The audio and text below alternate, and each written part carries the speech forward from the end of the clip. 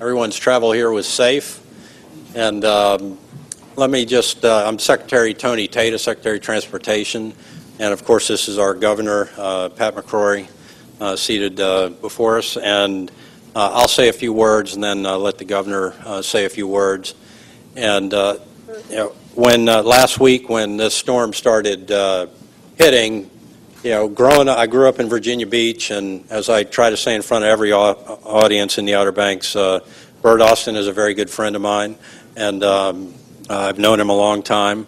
And having come down here so much as a kid and throughout all my life, I know how precious the Outer Banks are, and how special the Outer Banks, all the way from Corolla down to Hatteras and everything in between.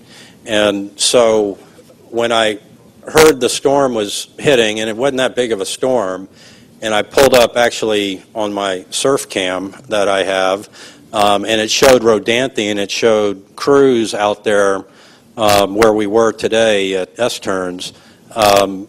It was emergent to me to get down here. And I told my staff last week, hey, blow up my calendar on Monday. I'm coming out to Manteo because I knew that we had a public hearing, and then there's one down in Rodanthe and one down in Ocracoke after that. So, and then when I mentioned it this morning in the cabinet meeting, the governor said, hey, that's an issue. I want to get out there too. So, do you mind if I come? And of course I said to the governor, I don't mind if you come. It's your airplane. There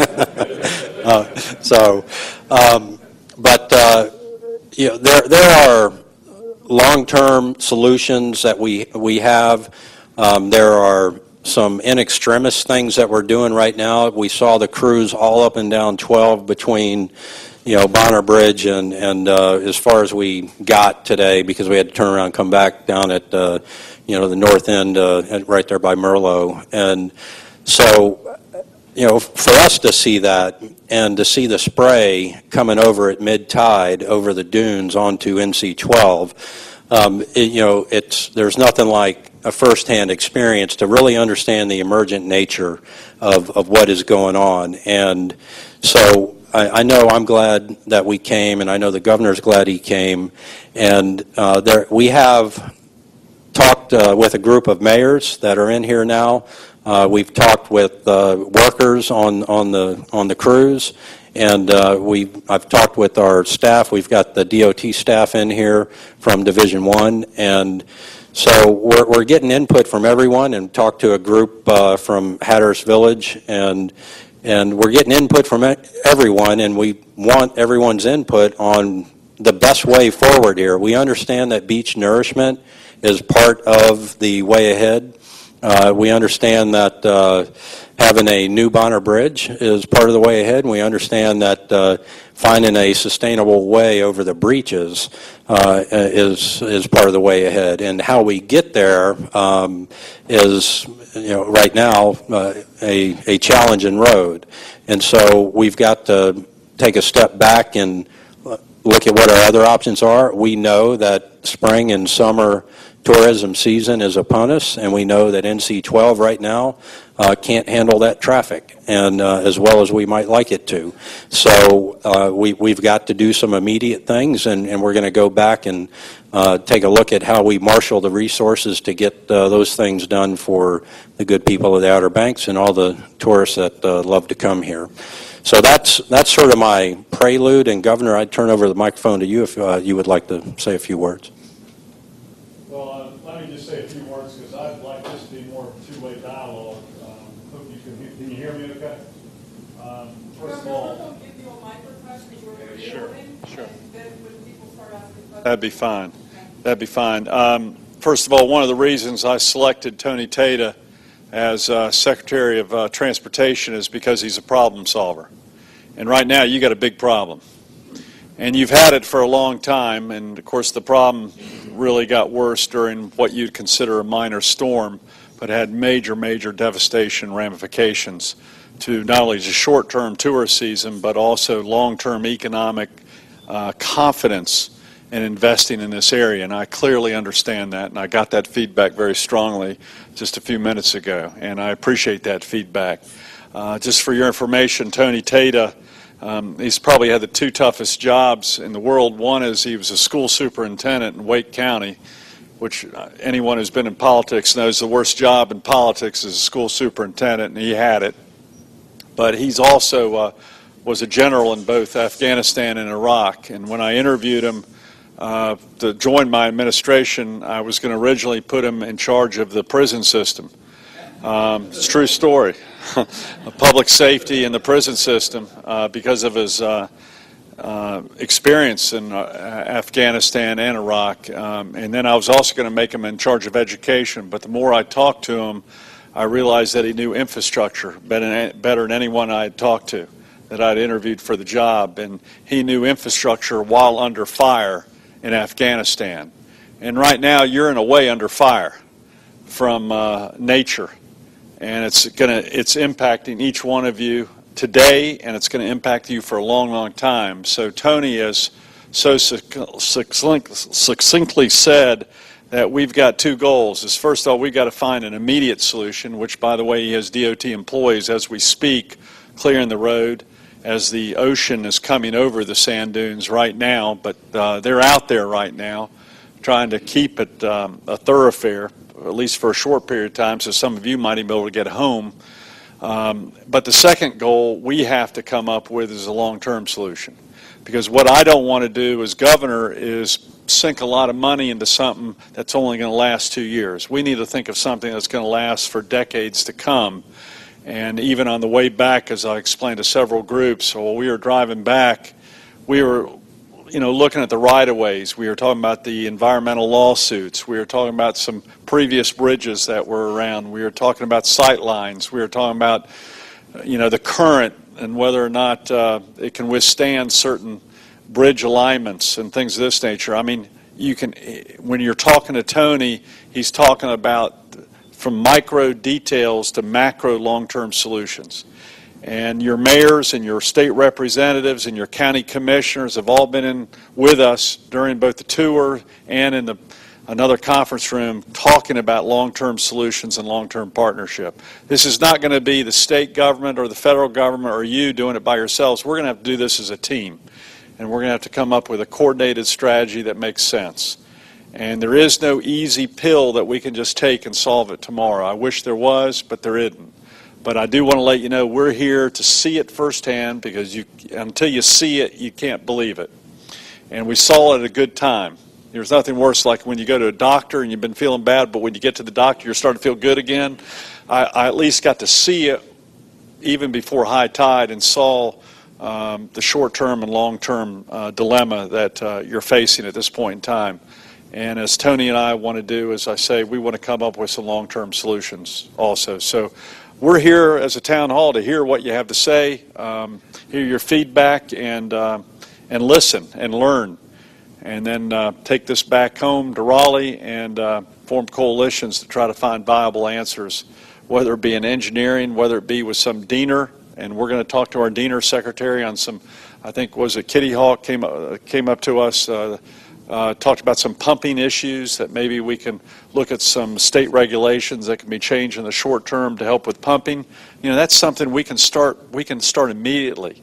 So there might be some small things we can do right now that make a big difference, and then there's some long-term solutions that is going to be tough, especially during these tough budget times, but we're willing to solve it together. So thank you all for having us. Appreciate it.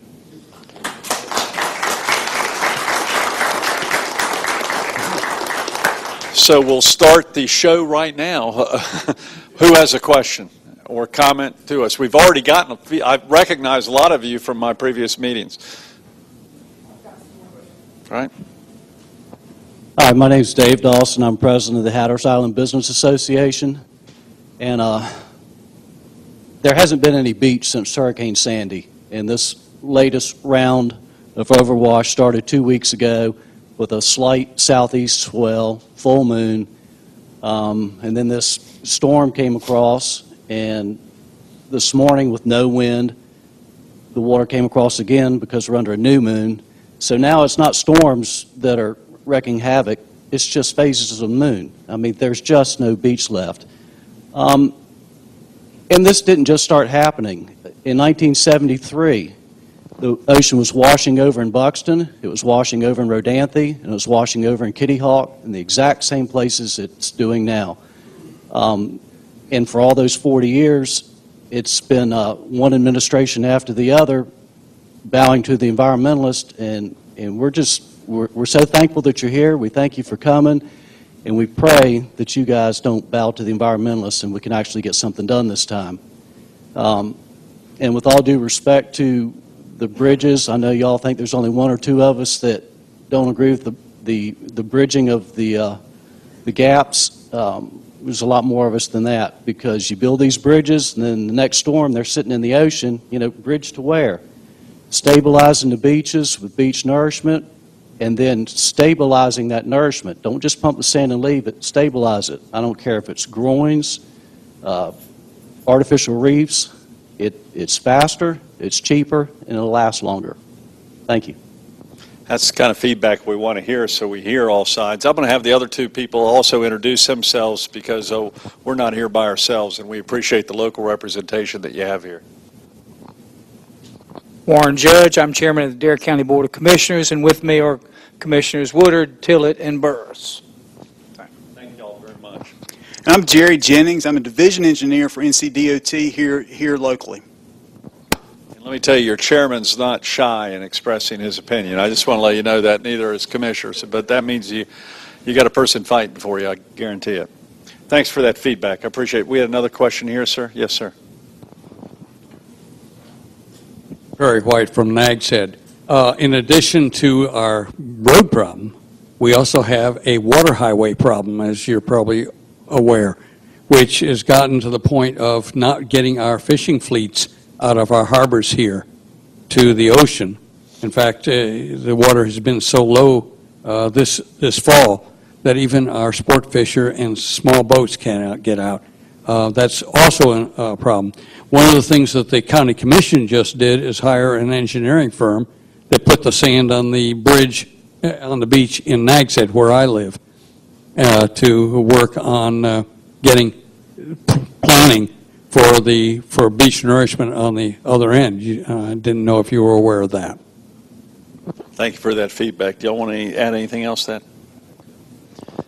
I've looked at both shoaling in Oregon Inlet, and it's tough to get out there right now, but there are some areas that we've worked on, and then, of course, the shoaling in between Okokoke and Hatteras has been impossible, and so we've been dredging that, the Corps of Engineers has, and we've been working on that. So we're aware of the shoaling in those two main waterways there, and so we're working it, we're aware of it, and every time we think we're close, another thing happens, and it's 2 steps forward, 1 step back, but we're aware of both of them.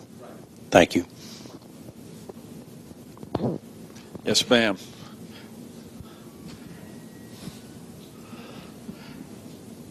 Natalie Cavanaugh from Hatteras Island. Nice meeting you again, nice Kat. to see you again.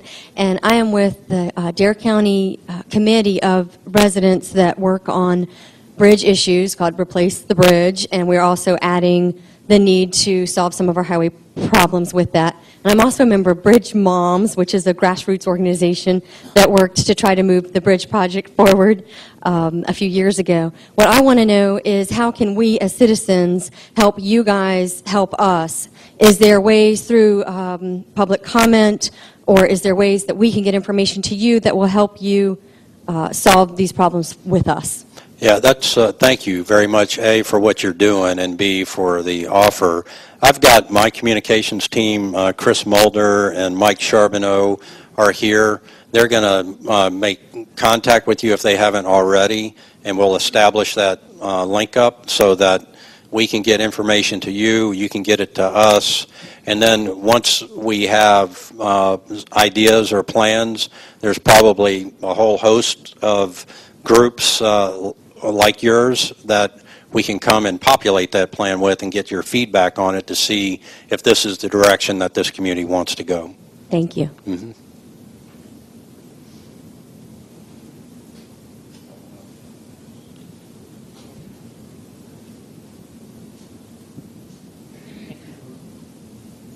I'm John Harris. Thank you very much for coming. I work with Kitty Hawk Kites. We have 3 stores on Hatteras Island, 1 store on Ocracoke. We employ 15 to 20 people normally this time of year, 50 to 70 people down there in season. We have a restaurant and other operations down there. But Hatteras Island has been at war for quite a while. Thank you for presenting it like that, because that's the case. Because I think Hatteras Island and Ocracoke are fighting every day for market share, and we're losing that market share daily. The more uncertainty there is with the road being out, more publicity we get. Every day we lose a visitor to someone else. I'm very familiar with kiteboarding because that's one of the things that we do. And a lot of our Canadian visitors are going to the Dominican Republic. Since Hurricane Irene, a lot of them have shifted to Dominican Republic because they know they can get there. They know they can fly there and get there. They've been driving down here for years, but now they're not so sure they can come here in the spring and fall, which they normally do. So we need an answer today. We needed something that we can tell our visitors and our public right now. We need action now. Because of the market share problem. Let's see. That's it. You know, the economy is going to get weaker and weaker and weaker. That's the problem. So we really need an answer now to keep from losing that economy. So what I hear you saying is that people are making their plans now, and with the uncertainty, you're losing business. So our commitment is to go back, figure out what we can do now, and then get the word out in as public a way possible with as much certainty as possible. That's correct. We need something we could put in the newspaper tomorrow. That's great feedback. we're going to talk to our Commerce Secretary, Sharon Decker, who of all things, she's been in Wilmington today at the Travel and Tourism Conference. So your travel and tourism, a major part of our industry, and you're right, you deal with, that's very good feedback for us. Yes, sir, ma'am, I can't tell. Yes, sir. Hi. Hey, thank you very much for coming today. I really appreciate it. I'm Scott Starsman, own some property down in Merlo Beach, so I'll take condolences later on. One thing it concerned me is you talk about we don't want a temporary solution, and sometimes people hang that around the neck of beach nourishment. That's not the case. And you look at Miami and Virginia Beach, extremely successful beach nourishment. They are long-term solutions, but they do require maintenance, much as roads and every other type of infrastructure requires maintenance. But they are much better solutions, even from an environmental perspective, because the more beach you have, the more nesting ground you have for turtles and birds and whatnot. So beach nourishment is actually a very, very cost-effective, long-term solution in addition to being a necessary short-term solution. Yeah, and I think we all agree on that beach nourishment is part of the long-term solution. It's something that's got to happen very near term as well. And so, yes. Off the table. I mean, one of the things they said is off the table with solutions. When we went back to this, they said, beach nourishment was taken off the table last year. That's a mistake, I think, financially, environmentally. It's really bad for Hatteras Island. It needs to be put back on the table and seriously considered. Well, we'll put it back on the table and consider it. I want to clarify, too, when I was talking about short-term solutions, I wasn't even thinking of beach nourishment when I said that, and I'm just realizing you may be interpreting that. You just taught me something there, because we aren't the ones who took it off the table. I was mainly talking about what infrastructure design plan is short-term versus long-term. So I'm sorry, I'm an old infrastructure guy, so I was thinking of hard infrastructure and where you put the new infrastructure and does it make sense, whether it be a road or a bridge or where you put it. That's what I was thinking of. But the nourishment is another debate. There's no doubt about it. And we've got to have that debate, and we're not going to close that down at all. And just realizing now that it had been. We've been in office 8 weeks, so he's going to solve it in the 9th week.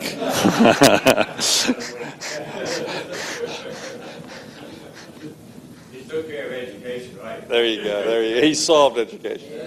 Yes, sir. My name is Cliff Parker. I'm a retired pulmonary physician in critical care medicine, and I've been operating a charter boat in Cape Hatteras for 15 years. I retired when I was 55. Still have my license to practice medicine. I think the real issue is thousands of people living down there who do not have access readily available to comprehensive medical care. I think it constitutes an emergency. And I understand you've got a lot of problems with the courts and bureaucracies. It's going to take bold leadership. It's going to take, like the farmer said, take the bull by the horns. Somebody's going to have to get in their face and tell them what we want down here. I've got 3 little granddaughters down there, and there's a lot of elderly people. When you have shortness of breath at night or chest pain, you don't want to be stuck on Hatteras Island because you can't get through the road. That's unconscionable. That's about all I have to say. And thank you for saying that. And I think maybe we've talked a lot about the tourism and the commerce aspect of it, but hurricane evacuation and emergency care are two of it's the main artery for that. So absolutely, thank you for that comment. We agree, and I might want to also we've had 3 or 4 different groups meeting with us, so we've repeated that. And by the way, your elected officials have made that point very, very strongly to us. The concern about public safety, which should be our #1 issue, and then the economic interest, and then there are many others in addition to that. I will say this also, there is no one interest group that has a certain dominance over this administration that's going to block us if we feel like this is the direction we need to go. We just need to make sure there's a clear consensus among you also. And I'm not looking for unanimous, but we've got to get a clear message from your elected officials and other leaders that this is the direction you want to go, because we don't want to jump off the cliff or jump in the ocean and go one way and then find out, wait a minute, that's not what we were saying. So this is why we're here today and getting your feedback. I have it, right? Hi, my name is Carol Dawson. My husband and I's motel are the pictures that you've seen. We've been fighting the Atlantic Ocean our entire adult life, right there in Buxton. And I can tell you that the suffering of the people of Cape Hatteras Island, and it's not new, it's not 10 years old or 20, it's 40. 1973 was the last time a grain of sand was put back on our beaches. And I would like you to imagine any beach on the eastern seaboard, 40 years with 0 protection. A lot of repair, a lot of money spent over and over repairing, not 1 grain of sand. We don't have a week. I hope you can do that in 8.5. Thank you.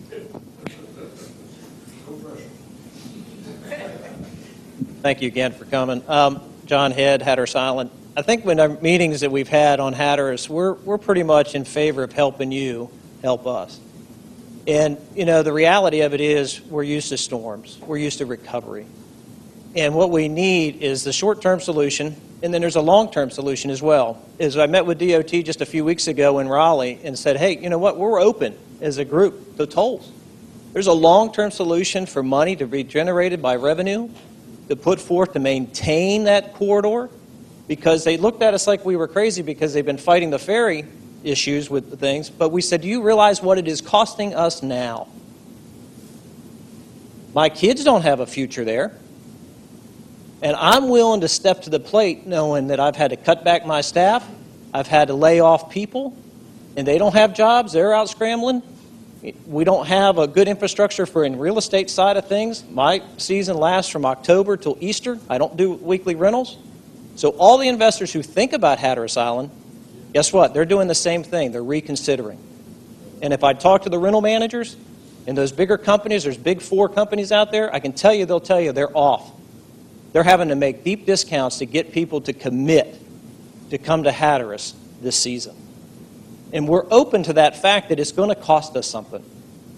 And long term, if we have a revenue stream, we can maintain that corridor. We can do it with beach nourishment. We can do it with inshore artificial reefs. If we get our legislators to open up those opportunities for us and get rid of the hardened structure rules that allow us to get some near shore reefs put into place that will protect those areas. Because ultimately, if we had done that 20 years ago, we wouldn't be having this meeting, because we would have had some opportunity to let that near shore reef build upon itself. The road would be protected. We wouldn't be having this discussion of re-bigging and pushing sand. My wife and I did that for the DOT for many years under Diamond Shoals. In 2006, we finally had enough, because we realized, yes, we need a new bridge, but we can't get to it, and that was 2006. And here we are in 2013 having that same discussion. And there is ways to get through it. I've talked to Paul Tyne. I know Bill Cook would help us greatly to get legislative interest so we can get some things happening to stabilize the beach once nourishment is in place. Thank you. Thank you.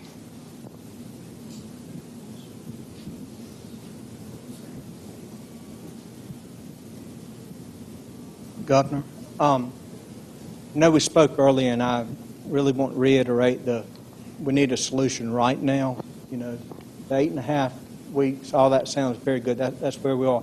I'm a simple man, and I know y'all have to jump through a lot of hoops, but really, we've got too much sand in our inlets, not enough sand protecting our beaches. It really looks like a relatively simple solution if we can get through the bureaucracy. And it's truly amazing to people. I know Fish and Wildlife now doesn't want us to dredge because they can't find the right size sand that the sea turtle likes or the pipe and plover. But really, I've never seen a sea turtle or a pipe and plover nest in water. You saw the water right up to the highway. I mean, unless we want to get wood duck boxes and hope a pipe and plover will nest in it, that's the only solution for that beach. So really, just dredge the inlets, put it out there on our shores. We need beach renourishment. Wrightsville Beach, they do it every 5 years. They pump out their inlet there and fill up the ocean front, and problem solved. But, you know, we've got other problems. We've got the National Park Service has all this shoreline. And, you know, the government built dunes there many years ago, and that provided protection for Hatteras Island. Well, the new Park Service decides, hey, we don't like dunes. That's a bad thing. So they won't let us protect them. They won't let us rebuild them. I'm sitting there with a 50-acre oceanfront campground with no dune structure in front of it and no ability to put a dune back because National Park Service owns a 20-foot strip of land separating my property line from the Atlantic Ocean. So I have no way of protecting a tremendous investment there. Our reservations declined, I think it was, not reservations, business dropped off 35% last year because of all the storms. You know, when we're open, it was great. This year, reservations are down 25%, and if you go on the internet and read the web logs and RV.net and all these, nobody's come to Hatteras Island because they don't know if they can get there. It's painful. It hurts. Closing Alligator River Bridge on Easter weekend wasn't a great idea either. But again, I'm thankful y'all are here, so don't take any of this wrong. I'm very thankful you're here. You're our key to this problem. I just think we need to take the president up on what he said. He said, let's break through this bureaucracy, this red tape. Let's fix all these damages that occurred during Hurricane Sandy. I think we need to make him step up to the plate and give us some help. Thank you for being here. And look, the beach renourishment, I'm all on that. They come to the beach. The beaches on there, they don't come. Good evening, Governor, Secretary, and Commissioner Warren. I'm Captain Bill Spazzato, representing the Buxton Beach oceanfront homeowners. I'm extremely encouraged that you're here tonight and willing to listen to us. But more than that, what I heard you say was you're looking for a partnership. I just want to let you know that the Buxton Beach oceanfront homeowners are investing their own dollars today to put in sandbags, move sand without any assistance from anyone else so that we can maintain a rental season, bring tourists to the island, maintain the structure of Highway 12 right in that area. It's on our nickel. we're doing that. We stand ready, willing, and able to partner with you for that in extremis solution we're looking for right away, for a course of action that can lead to a better Hatteras Island and Dare County. As you know, we donate a lot of revenue. We're a donor county, but we stand ready to help. We're open to many things, and we're putting our own money to work today.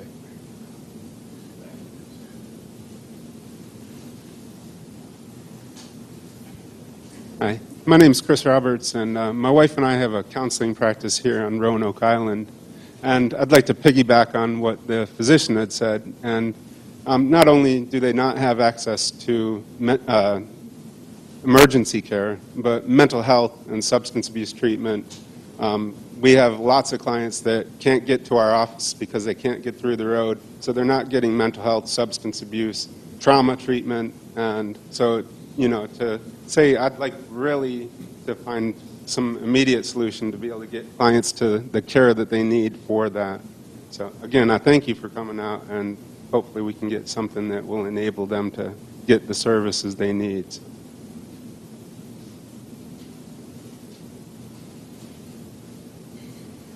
My name is Cheryl Blankenship, and I had to write my thoughts down because I'm not so quick on my feet.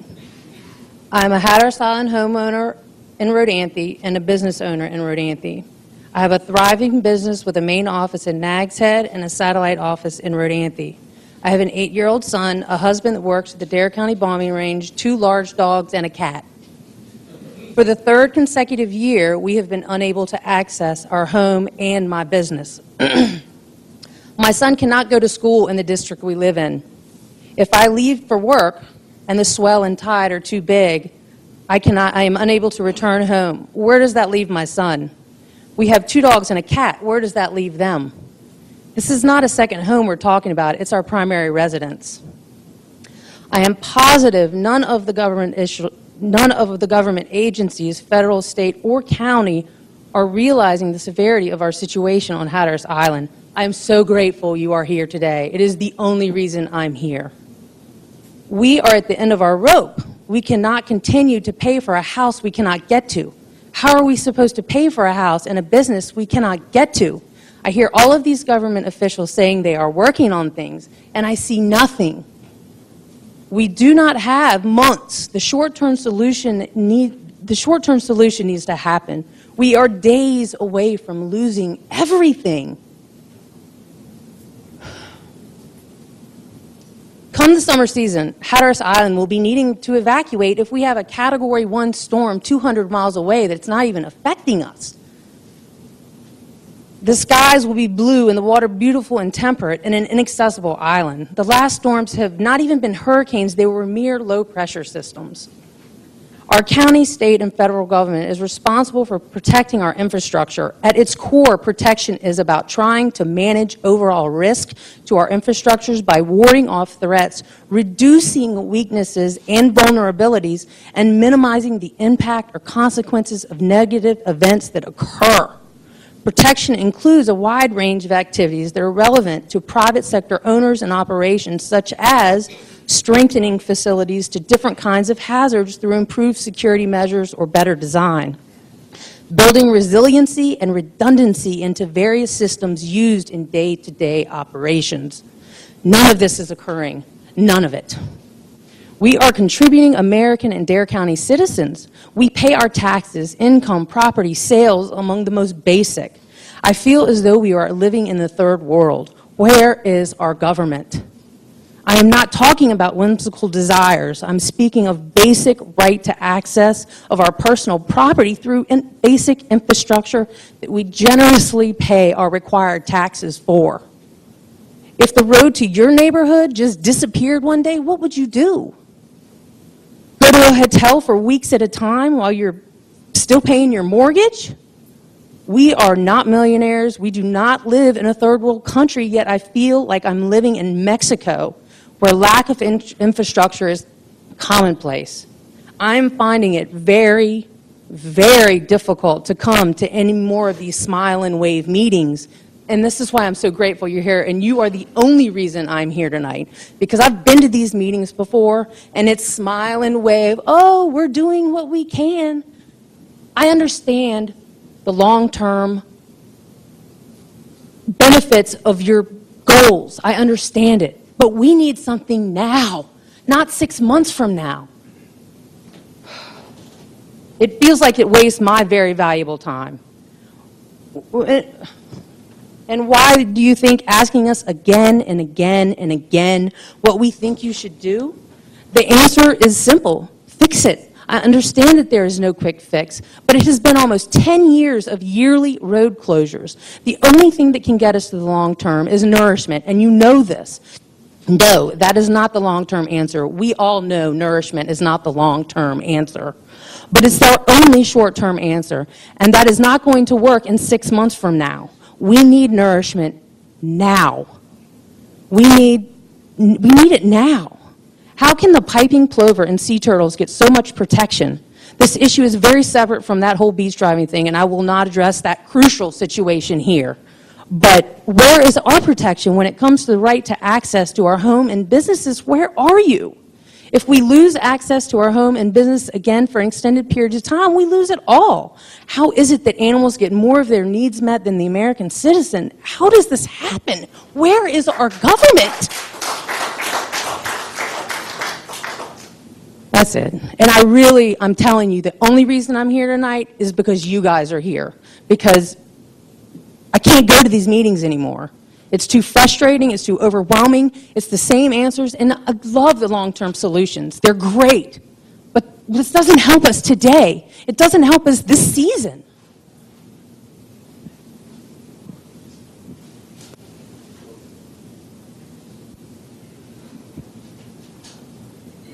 Tillman Gray from Avon.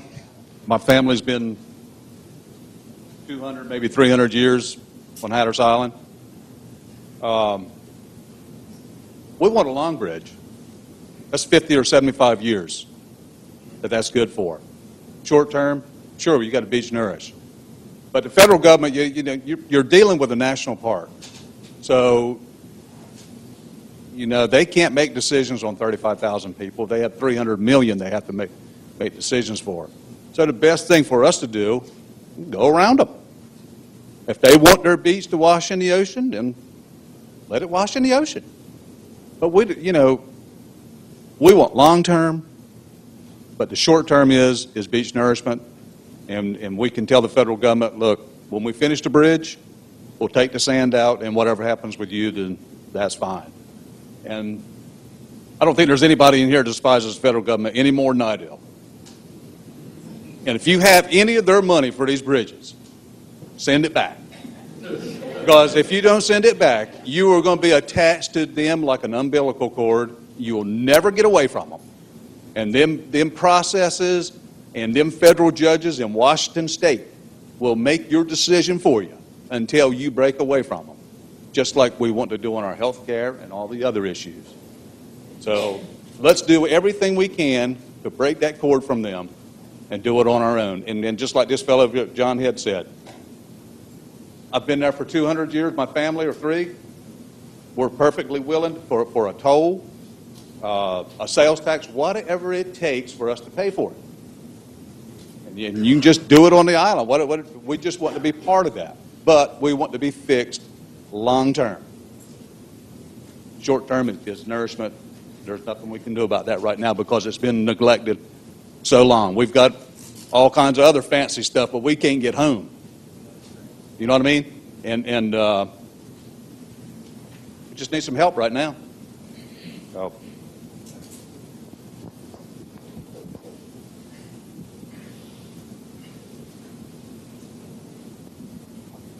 I'm Bonnie Williams, and I've been a native of Hatteras Island and have a business there. And pretty much it's all been said tonight, but one scenario for us is when a hurricane comes and our island is packed full of tourists, they're evacuated first so they can pretty much get out of our way and we can take care of business and batten down our hatches, our businesses, and our personal homes. But by the time we have done that, we're trapped. We can't get off the island. We're stuck there. Not that we wouldn't want to stay there. A lot of us choose to stay there, but even if we wanted to leave, we can't. We are like caged animals at times. And this fellow over here talked about mental health, drug issues, alcohol. It's not just that. It'll drive you to drinking. The mental health of the people down there, our nerves are shot. We have just about had it everywhere you go. It would be nice just to talk about the weather. But everybody has this on their mind 24/7. I don't know how many people the other night said the ocean was roaring so loudly they couldn't sleep. And what were they thinking about? Could they get off the island the next day for their doctor's appointments? Could their mother or their grandmother or their friend go for terminally ill treatments? No. We were trapped. I printed out an email 5 minutes before I got in my car and came up here not knowing I could get here, packed a bag, not knowing I could get home. I'm a marriage minister. This girl has been planning her wedding since July of last year, gave me a deposit. I'll give you the email. She's thinking about canceling already to one of the most expensive sound homes on Hatteras Island. She's been coming to the Outer Banks for 18 years. Most everybody I marry, their parents have been bringing them here since they were little kids. This is where they want to be. This is where they want to get married, on the Outer Banks, on Hatteras Island, one of the destination wedding spots. But not knowing if they can get here, she's thinking about canceling. And that's just our life. Cancel, cancel, cancel. So we want a short-term solution quickly, like Cheryl said, and then we want a long-term solution. And we really appreciate you coming. Want to take one more? Just another comment. Hold on just a second.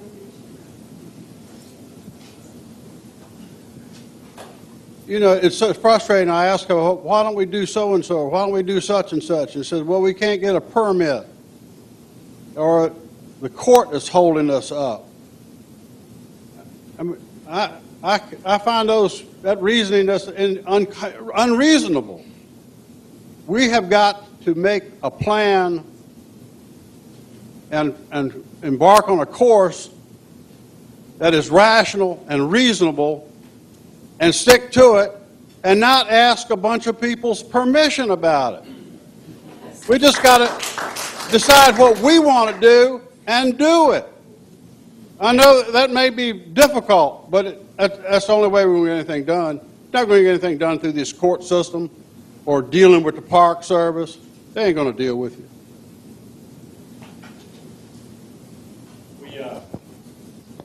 First of all, I hear your passion. I hear you're worried, and I just want to say thank you for giving us this feedback. And I want to say that I wish I could just say, yeah, the hell with him, but I am sworn to uphold the Constitution and laws of the United States of America. But there are some things that we can do as governor, as I can do as governor, and we're meeting with your elected officials right now on issues like permits. And if there are state permit things that make common sense to change them, we can change them. But you're right, we need to be specific on what exactly needs to be changed to deal with a short-term problem while also trying to deal with a long-term solution. And that's what we're here for today and tonight, is to hear from you and hear from your elected officials who aren't just talking. By the way, they're showing the same passion you are behind the scenes, believe me. They're being very direct with the governor and the secretary, and we appreciate it. They're being very respectful at the same time, just like you have been. So we will be following up with your representatives, realizing the storm that occurred 2 weeks ago or 3 weeks ago or 4 weeks ago, even the full moon that's occurring right now. There are certain things I cannot control. That the nature is coming. I can't fix nature tomorrow. I don't want to set unrealistic expectations for you and smile and make promises that I cannot keep. I will not do that. I will be very direct with you. I'll be very pragmatic with you. So will my secretary. And so will our team right here. We'll be very direct, very pragmatic. We'll listen and learn, and then we'll take action. You may agree with the action or disagree, but we'll take action one way or the other, and that's why we're here today. And we'll let you know some of the decisions we'll make both in the short term and long term. I am in the middle right now, as I told several groups, of going through our budget. Our budget, in the budget, does include much of the infrastructure that your representatives have requested. It's still in my budget, and by the way, that's where I'm cutting the heck out of other things, because the state, we have 15 to 20% unemployment in many areas right now, and it's very, very tough, because we don't have the revenue coming in, and yet, by the way, I'm here to represent the entire state, because you are bringing in revenue this summer for the entire state of North Carolina, just like other areas, and I recognize that. So we're looking at this total equation, and as I said at the beginning, I'm very confident in my secretary. He's also a very pragmatic and direct person. He doesn't BS whatsoever with me or with the public, and that's why we're here today. I hope you see that we're not defensive, we're not accusing anything. We're here to listen and learn, and then find the best course of action. And with that, I'll let Secretary Tata make the concluding remarks, and then we'll be back, okay? And I hope to vacation here this summer, too. That's my goal. I was here last summer, too, by the way. Lieutenant Governor Jim Gardner's a good friend of mine. He's got a great house here to stay in, so I'm dependent upon that. Hold on just a second. Well, I don't know that I can add anything to that, Governor. I have vacationed here many, many times, and you know, I know many people out here in the Outer Banks, and I just look forward to trying to solve the problems here and working hard to do so. And we have a great team with the Division I engineering team. And as we drove down the road to Anthony and back, there was a lot of stuff happening. A lot of yellow vehicles out on the road, a lot of people in those orange day-glow vests working hard to just keep it open. I know that's not a solution. That's just keeping it open so that y'all can get back and forth. So we're going to find solutions, and we're going to implement those solutions, and we'll work with you to do so. And I thank you for being here very much. This met my expectations very, very much. And yeah, it's appropriate for the chairman to conclude. Mayors and chairmen are my heroes here. Well, Governor and Secretary, thank you so much. And I know I speak on behalf of all of my colleagues, Virginia and Bob and Alan are here with me tonight, and we appreciate you coming. More importantly, though, we appreciate all the folks that came out tonight, and as many of them spoke, they don't even know if they'll be able to get home to their beds tonight. I couldn't argue any better case for our plight than our folks have argued tonight.